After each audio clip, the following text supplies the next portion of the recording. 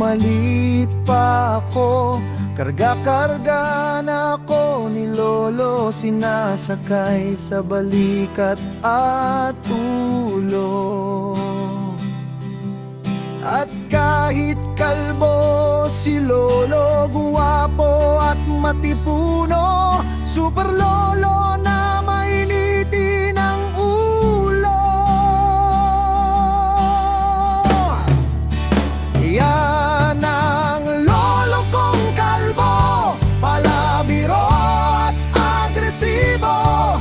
Isa lang ang bisyo, ang aparatibo. Magaling magluto, lalo na pag-adobo. Yan si Lolo, mahal ang mga apo.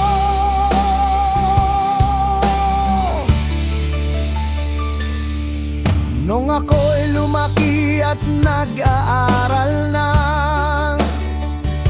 nangguna si Lolo sa pagsuporta. At kabilin-bilinan niya ay ang mag-aral ng tama para sa ikakaginhawa.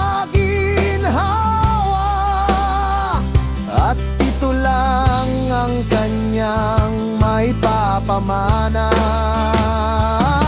Ng lolo kong kalbo, palabiro at agresibo.